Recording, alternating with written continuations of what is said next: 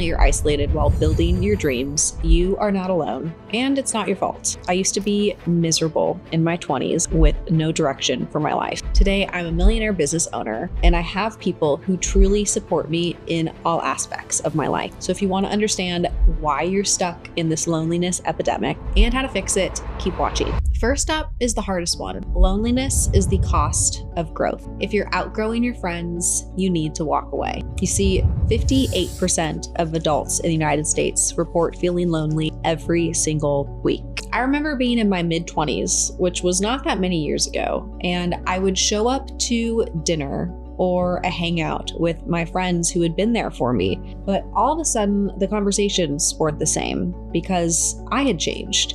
I was excited about the business I was starting. I was excited about these new opportunities that I was desperately trying to create for myself. And instead of being met with excitement, instead of being met with support, there was judgment, there were critical comments, and I actually had one of my friends in a group setting laugh at me over coffee. And I remember going home and being in tears. I was beside myself because I didn't want to create what I was creating by myself. I just assumed that the people around me would be happy for me. And what I discovered later is this concept of the pace gap. You see, the pace gap means that you're outpacing people around you in some area of your life. It could be physically, it could be financially, it could be professionally, and this gap in the pace in which I was going left me feeling empty and isolated, like I was doing something wrong and maybe even silly, and definitely invalidated in my dreams and my goals and ambitions for my life. And I actually had to move on from some of these friendships because they were so unsupportive during this time frame. Now today I look at this and can take ownership for the fact that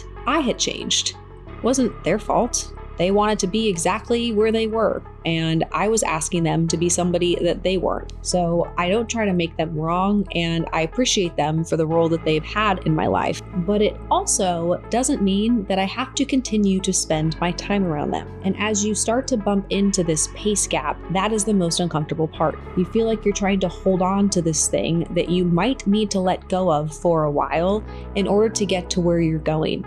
You can go back to these people if they really are good friends. You can always spend time with people in the future if they turn out to be good friends. But as you start to bump up against this pace gap while you are building your dreams and creating the life that you want, it's okay to let go for the moment. And the isolation is always better than holding on to something that actually keeps you stuck. Losing people on your journey is a natural part of growth. So let go of the guilt when your circles shift. Next is number 2, which is that you will carry all of the weights alone.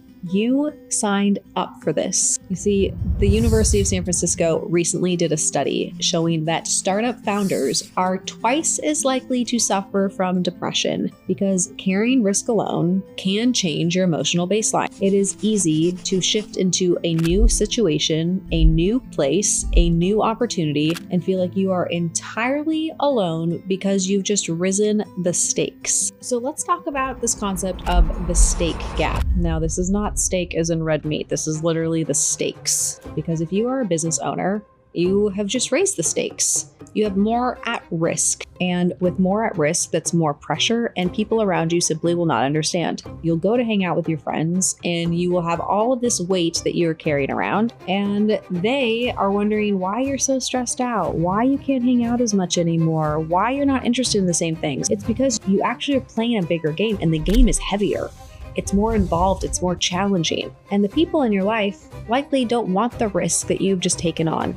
So they're never going to understand, and this creates significant loneliness. This gap, and at least identifying and seeing the gap, does release some of the resentment that can very quickly build up, especially when you're newer to the raising of these stakes. But the key to this is actually building support systems with people who do have skin in the game. What I tell myself in these moments is I chose to raise these stakes because I wanted to play a bigger game. I was no longer satisfied with being somebody else's invite to the cool event, or not being able to pay for something that I wanted to contribute to. So because I had a lack of something and a desire for something, I needed to do something that was much more risky in order to get me to where I wanted to go. I was the one who chose that I wanted to go there. Nobody forced this decision